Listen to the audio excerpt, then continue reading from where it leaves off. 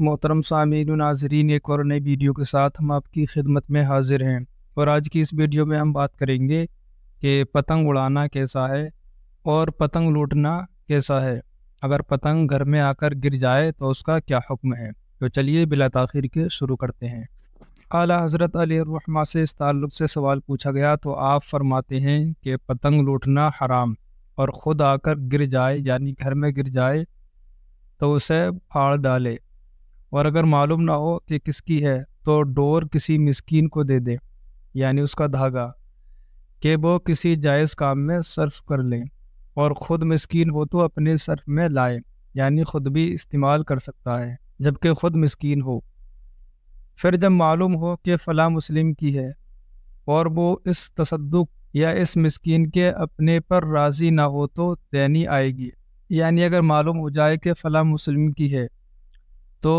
اگر وہ اس بات پر راضی نہ ہو، یعنی اگر اس کو صدقہ کر دیا یا کسی مسکین کو دے دیا یا خود استعمال کر لیا،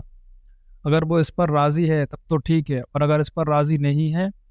تو اس کو دینا پڑے گی، یعنی اس کا معاوضہ یا خرید کر دینی پڑے گی، اور پتنگ کا معاوضہ بہرحال کچھ نہیں۔